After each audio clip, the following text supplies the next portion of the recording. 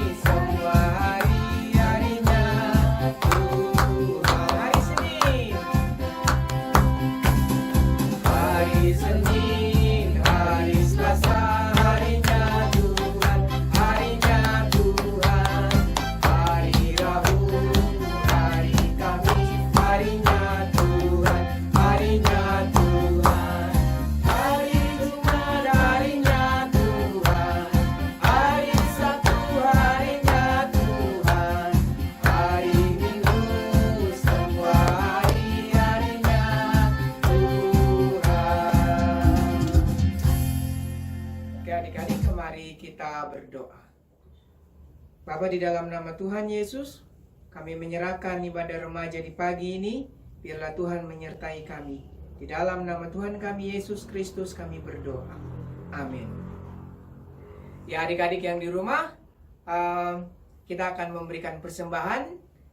Untuk memberikan persembahan ini kita diiringi atau kita menyanyi bersama dengan lagu Hujan Berkat Kan Tercurah.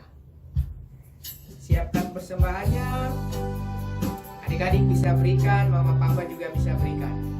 Mari kita memberikan persembahan kepada Tuhan.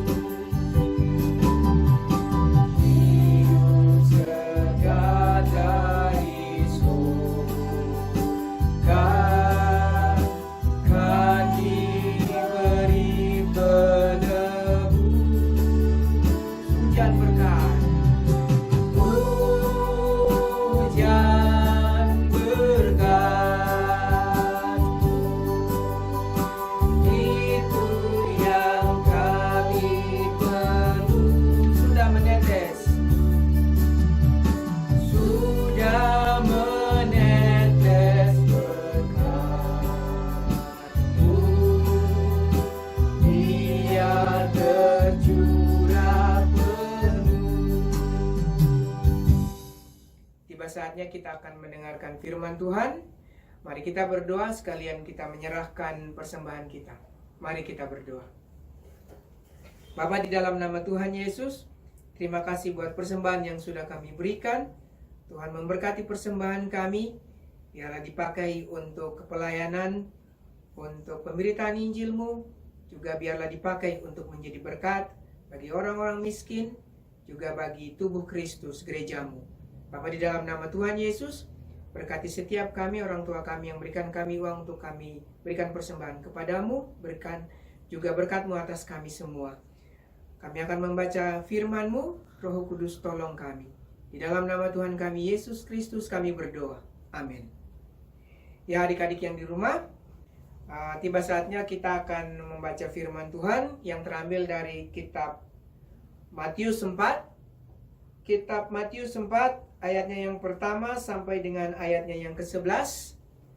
Matius 4 ayat pertama sampai dengan ayat yang ke-11 tentang pencobaan di padang gurun. Saya membaca, adik-adik di rumah bisa mengikutinya. Pencobaan di padang gurun. Matius 4 ayat 1 sampai dengan 11. Maka Yesus dibawa oleh Roh ke padang gurun untuk dicobai iblis. Dan setelah berpuasa 40 hari dan 40 malam, akhirnya laparlah Yesus. Lalu datanglah si pencoba itu dan berkata kepadanya, "Jika engkau anak Allah, perintahkanlah supaya batu-batu ini menjadi roti."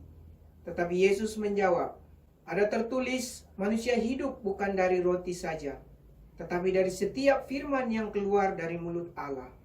Kemudian iblis membawanya ke kota suci dan menempatkan dia di bubungan bait Allah. Lalu berkata kepadanya, "Jika engkau anak Allah, jatuhkanlah dirimu ke bawah, sebab ada tertulis mengenai engkau, ia akan memerintahkan malaikat-malaikatnya, dan mereka akan menatang engkau di atas tangannya, supaya kakimu jangan terantuk kepada batu." Yesus berkata kepadanya, "Ada pula tertulis, janganlah engkau mencobai Tuhan Allahmu." Dan iblis membawanya pula ke atas gunung yang sangat tinggi dan memperlihatkan kepadanya semua kerajaan dunia dengan kemegahannya, dan berkata kepadanya, "Semua itu akan kuberikan kepadamu jika engkau sujud menyembah aku." Maka berkatalah Yesus kepadanya, "Hanyalah iblis, sebab ada tertulis, engkau harus menyembah Tuhan Allahmu, dan hanya kepada Dia sajalah engkau berbakti." Lalu iblis meninggalkan dia, dan lihatlah, malaikat-malaikat datang melayani Yesus.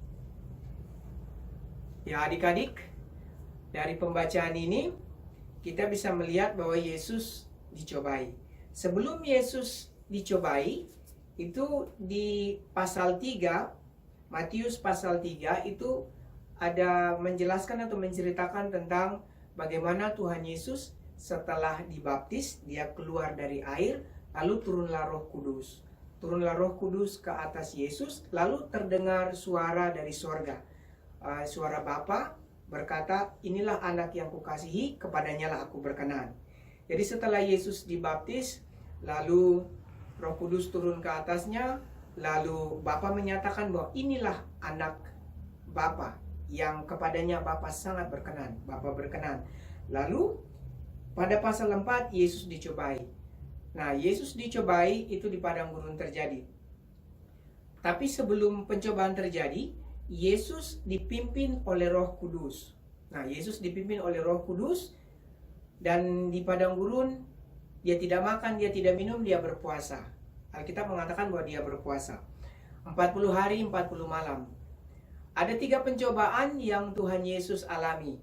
Yang pertama yaitu, kalau adik-adik bisa lihat di ayat 3 itu Yesus dicobai tentang makanan, dimana karena Yesus sudah merasa lapar, sangat lapar sekali, 40 hari 40 malam, dia tidak makan, dia tidak minum. Lalu datanglah si iblis, lalu iblis bilang, "Coba,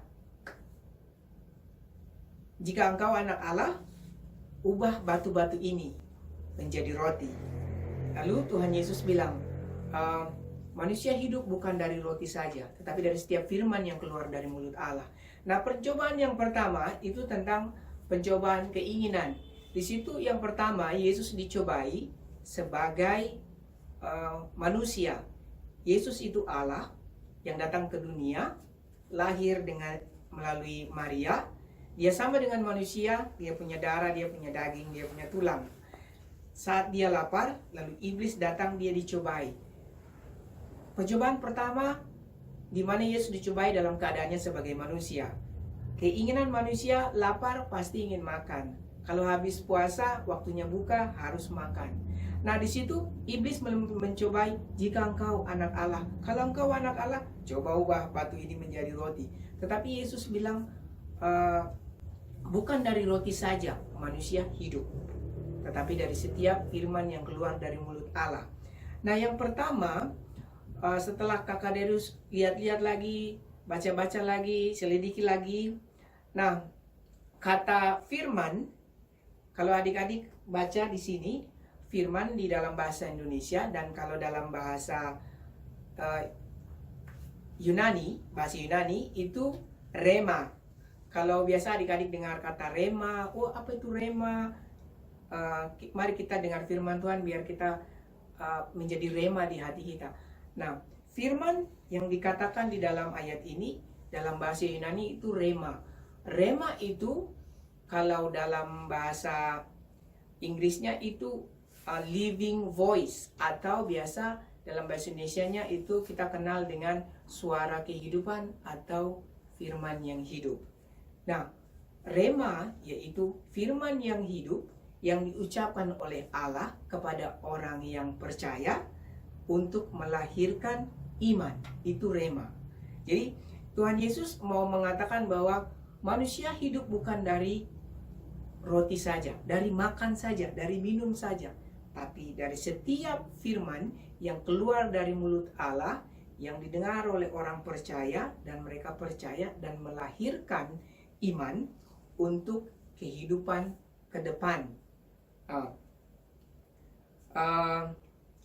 Untuk hidup adik-adik, kan ada yang sudah naik kelas, ada yang sudah lulus. Jadi bukan hanya hidup, oh saya bisa hidup, saya bisa bernafas. Tidak, tetapi bukan hanya itu saja, tetapi untuk hidup bagaimana adik-adik menjalani hidup di kehidupan SMP yang baru, di kehidupan SMA yang baru sebagai murid baru, di kehidupan anak kuliah dengan iman. Itu yang pertama. Terus yang kedua, di situ iblis membawa Yesus ke atas, ke hubungan baik Allah. Itu paling atas sekali, di paling atas. Lalu iblis bilang begini, jika engkau anak Allah, jatuhkanlah dirimu. Sebab ada tertulis bahwa dia, yaitu Bapa, akan menyuruh malaikat-malaikatnya menatang engkau, memegang engkau, sehingga waktu engkau jatuh, kakimu tidak terantuk sama batu. Lalu Tuhan Yesus menjawab, ada tertulis, janganlah engkau mencobai Tuhan Allahmu. Nah, pencobaan yang pertama tadi Kakak Darius mengatakan bahwa Yesus dicobai sebagai manusia, dalam keadaannya sebagai manusia. Dan yang kedua ini, Yesus dicobai dalam keadaannya atau keadaannya sebagai anak Allah. Anak Allah. Iblis dia bilang, jika engkau anak Allah, coba jatuhkanlah dirimu. Nanti pasti kau punya Bapa, suruh malaikat-malaikatnya tahan engkau, tidak terantuk sama batu. Tapi tapi Yesus tidak mau ikut iblis punya godaan itu, cobaan itu. Malah Yesus mengatakan bahwa ada tertulis engkau harus menyembah Tuhan Allahmu. Nah, dalam keadaannya sebagai anak Allah, iblis mencobai Yesus dalam keadaannya sebagai anak Allah. Di situ iblis tahu firman Tuhan. Kalau firman yang mengatakan bahwa yang iblis kutip dari bahwa Allah akan menyuruh malaikatnya jaga engkau, menatang engkau biar kakimu tidak terantuk sama batu, itu kalau adik-adik buka di Mazmur 91 ayat 11-12, di situ ada mirip seperti, hampir sama seperti apa yang iblis katakan, tetapi iblis salah mengutipnya. Dia itu hanya copy paste, dia tidak tahu konteks.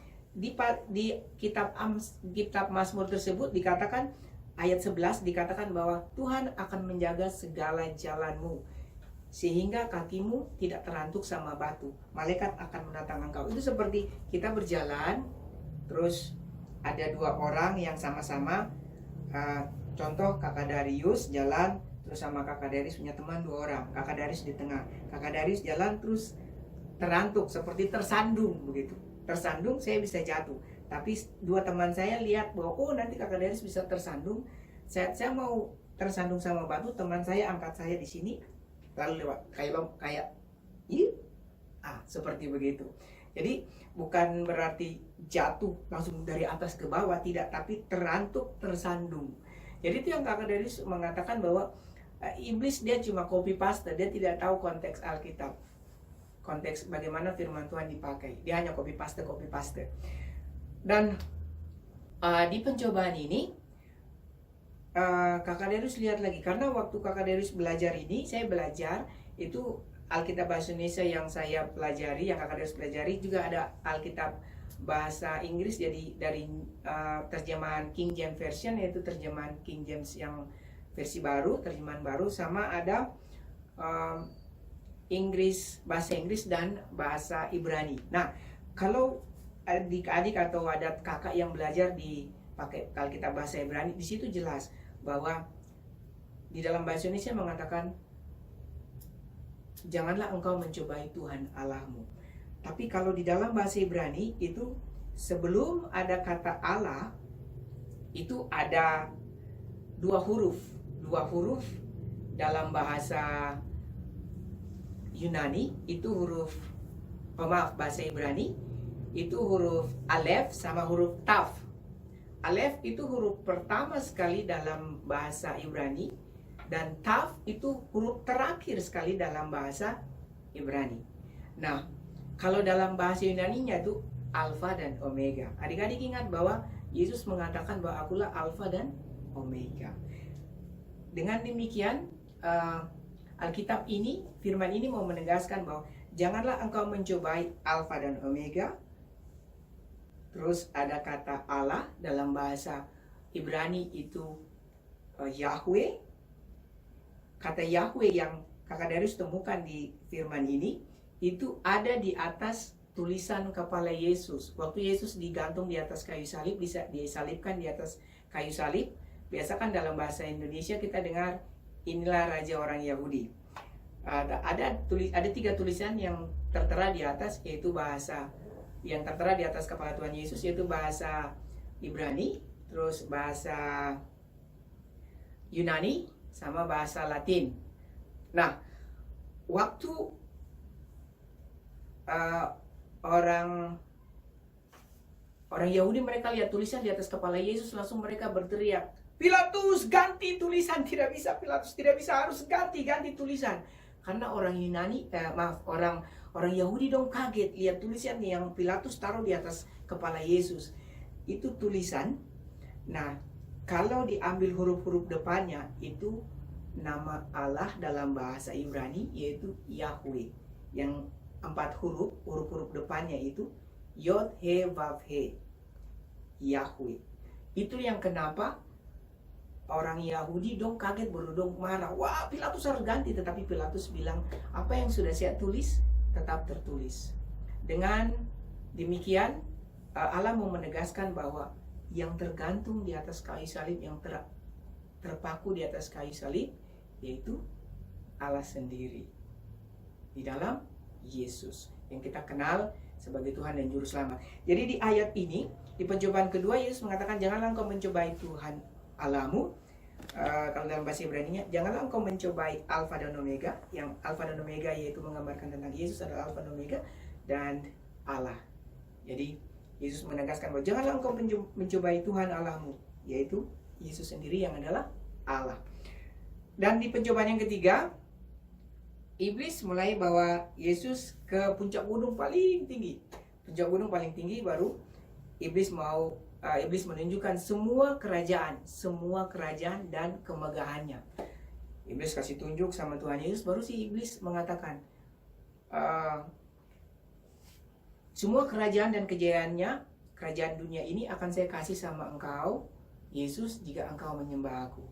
Lalu Tuhan Yesus menjawab si Iblis, hanyalah engkau Iblis, pergilah engkau, sebab ada tertulis, engkau harus menyembah Tuhan Allahmu dan kepada Dia sajalah engkau harus berbakti.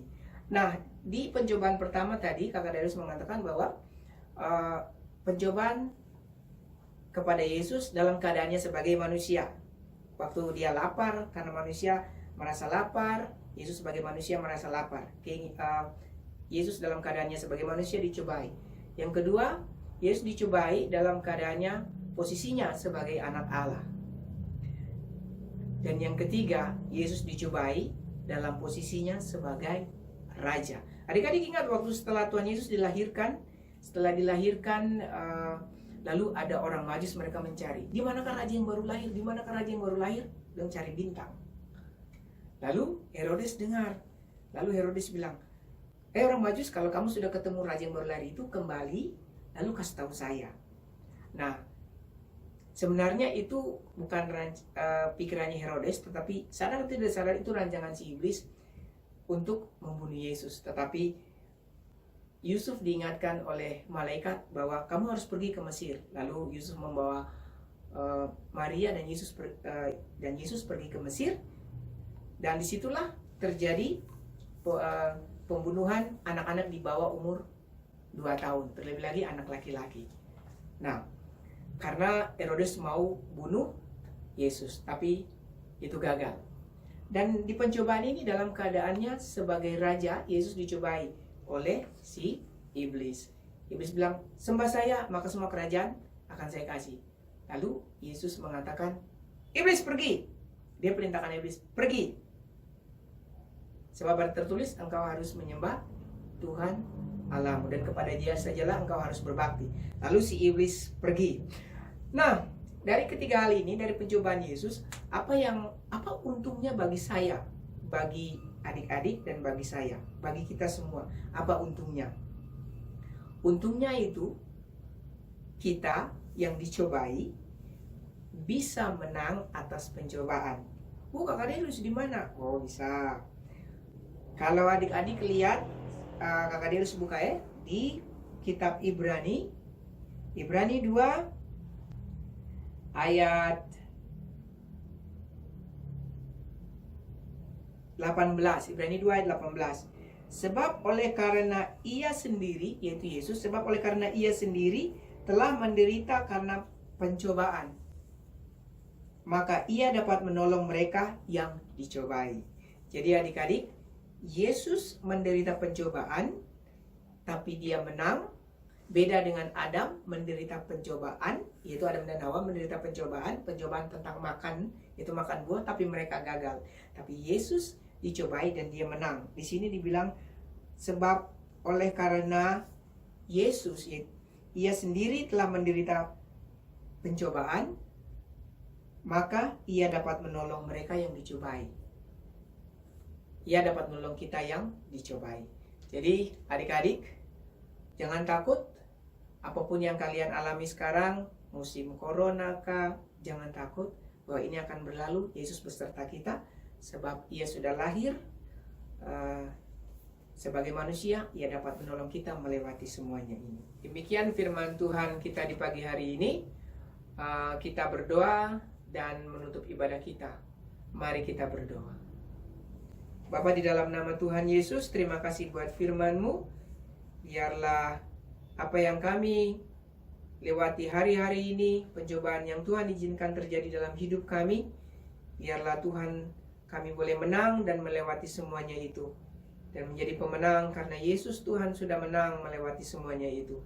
Terima kasih Tuhan buat kasih setia-Mu yang memberikan jaminan untuk menang atas pencobaan. Terima kasih Tuhan. Kami akan mengakhiri ibadah kami hari ini. Di pagi ini, biarlah Tuhan beserta kami, memberkati kami semua, memberkati adik-adik, memberkati orang tua kami, memberkati semuanya. Di dalam nama Tuhan Yesus, kami sudah berdoa, dan marilah kita menyanyi lagu Bapa Terima Kasih.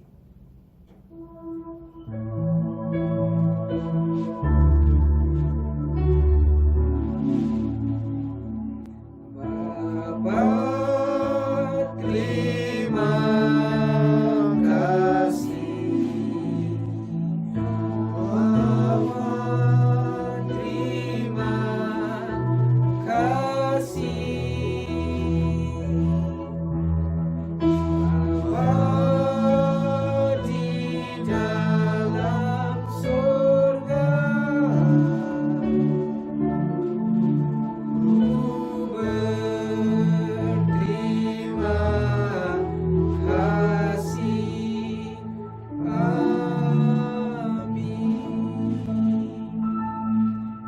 ibadah kita. Adik-adik remaja, jangan lupa minggu depan kita gabung lagi.